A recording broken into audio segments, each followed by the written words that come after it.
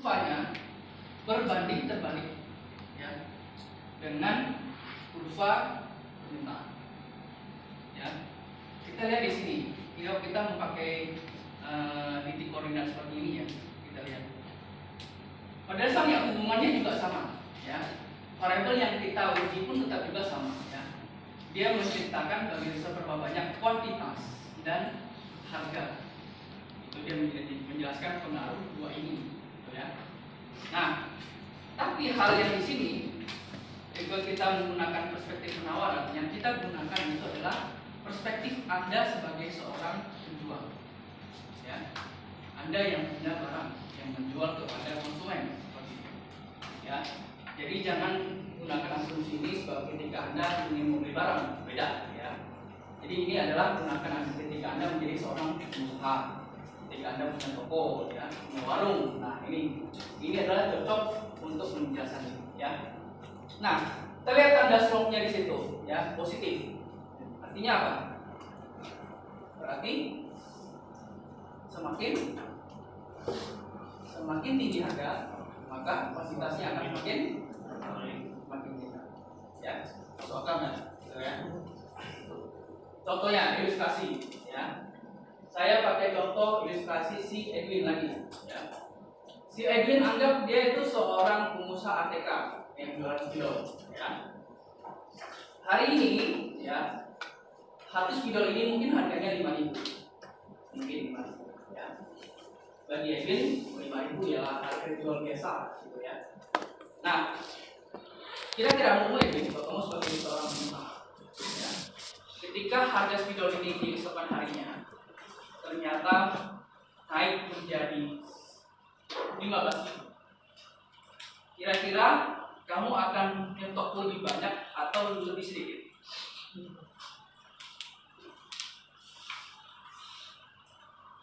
Saya perspektif penjual ya, Iya ya, pasti penawaran kan.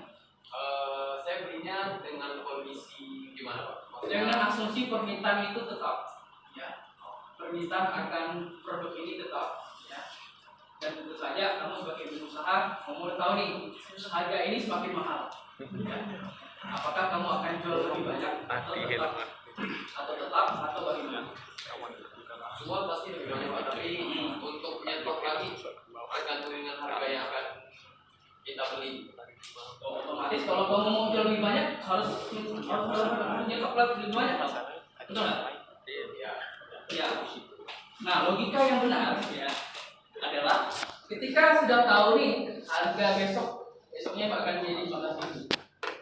Hari ini kamu bisa nyetok dengan harga yang masih dengan harga hari ini. Anggap dengan harga 5.000 ya. Dan dengan harga 5.000. Besok udah 15.000 naik nih.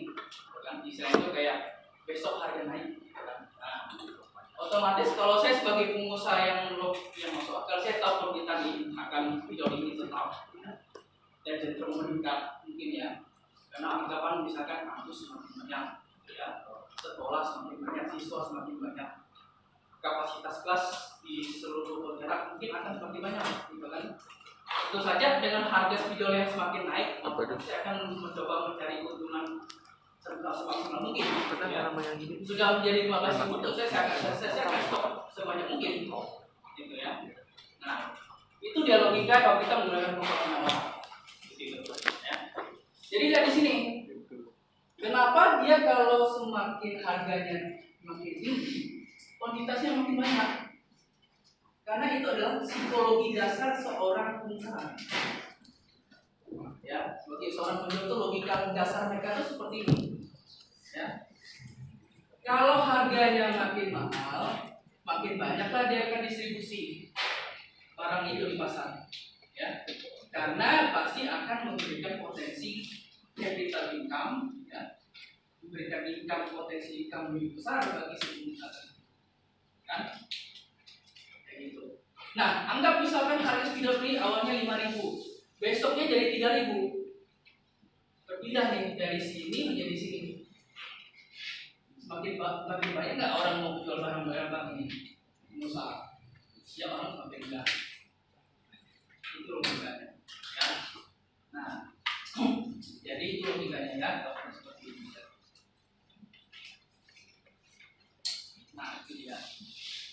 Jadi kurva penawaran adalah kurva yang menciptakan hubungan antara jumlah harga dan jumlah barang ya, yang ditransaksikan oleh si penjual.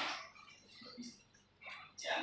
Jadi kalau kita pakai perspektif ini ya, antara permintaan dan juga penawaran, maka ini baru sekedar persepsi, belum terjadi adanya kesepakatan.